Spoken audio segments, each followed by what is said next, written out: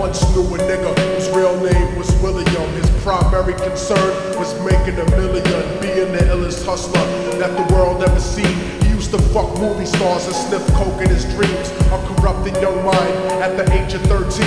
Nigga never had a father and his mom was a fiend. She put the pipe down, but for every year she was sober. Her son's heart simultaneously grew colder. He started hanging out, selling bags in the projects, checking the young chicks, looking for hit-and-run prospects. He was fascinated by material objects, but he understood money never brought respect. He built a reputation cause he could hustle and steal, but got locked once and didn't hesitate to squeal. So criminals he chilled with didn't think he was real. You see, me and niggas like this have never been equal. I don't project my insecurities on other people. He feeded for props like addicts with pipes and needles. So he felt he had to prove to everyone he was evil. A feeble-minded young man with infinite potential, the product of a ghetto-bred capitalistic mental. Coincidentally, dropped out of school to sell weed, dancing with the devil, smoked until his eyes would bleed. But he was sick of selling trees and gave in to his greed.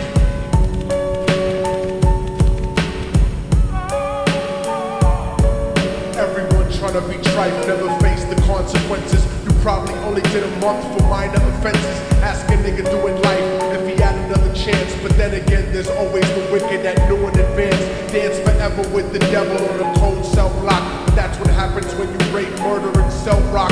Devils used to be gods, angels that fell from the top. There's no diversity because we're burning in the melting pot.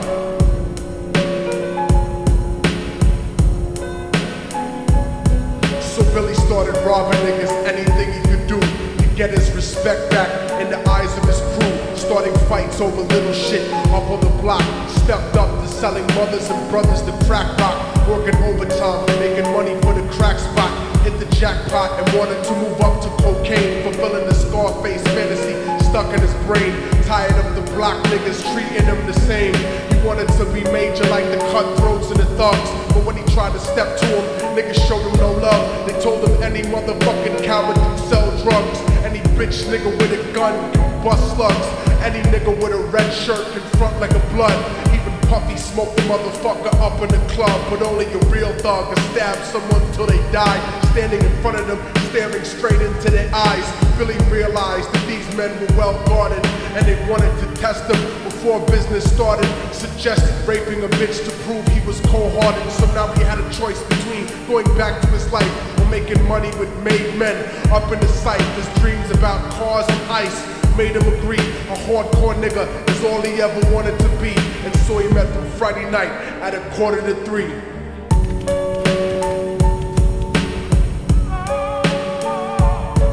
Everyone trying to be trife never faced the consequences. You probably only did a month for minor offenses. Ask a nigga doing life if he had another chance. But then again, there's always the wicked that knew in advance.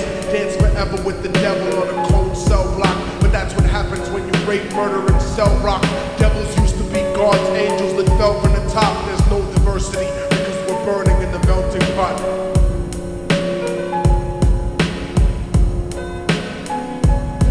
They drove around the project slow while it was raining, smoking blunts, drinking and joking for entertainment, until they saw a woman on the street walking alone, 3 in the morning, coming back from work on the way home. And so they quietly got out the car and followed her.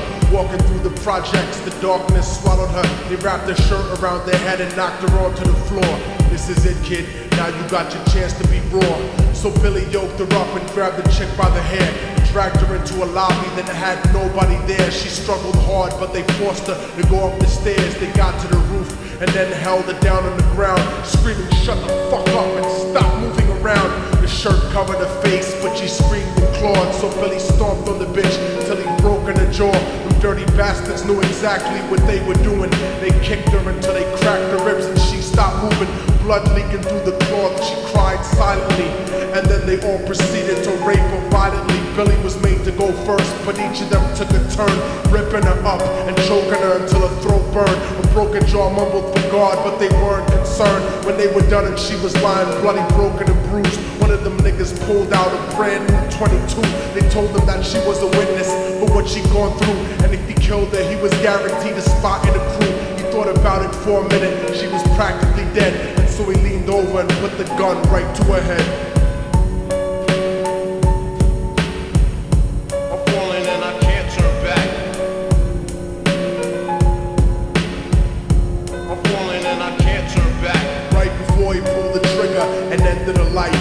thought about the cocaine with the platinum and ice, and he felt strong standing along with his new brothers. Cocked the gat to her head and pulled back the shirt cover, but what he saw made him start to cringe and stutter, cause he was staring into the eyes of his own mother. She looked back at him and cried cause he had forsaken her. She cried more painfully than when they were raping her. His whole world stopped. He couldn't even contemplate. His corruption had successfully changed his fate, and he remembered how his mom used to come home late, working hard for nothing, cause now what was he worth? He turned away from the woman that had once given him birth, and crying out to the sky cause he was lonely and scared, but only the devil responded cause God wasn't there. And right then he knew what it was to be empty and cold, and so he jumped off the roof and died with no soul. They say death takes you to a better place, but I doubt it. After that they killed his mother and never spoke about it. And listen, cause the story that I'm telling is true, cause I was there with Billy Jacobs and I raped his mom too. And now the devil follows me everywhere that I go. In fact, I'm sure he's standing among one of you at my shows. In every street cipher listening to Little Thug's flow. He could be standing right next to you and you wouldn't know. The devil grows inside the hearts of the selfish and wicked. White, brown, yellow, and black color is not restricted. You have a self-destructive destiny when you're inflicted, and you'll be one of God's children that fell from the top. There's no diversity because we're burning in the melting pot. So when the devil wants to dance with you, you better say never, because a dance with the devil might last you forever.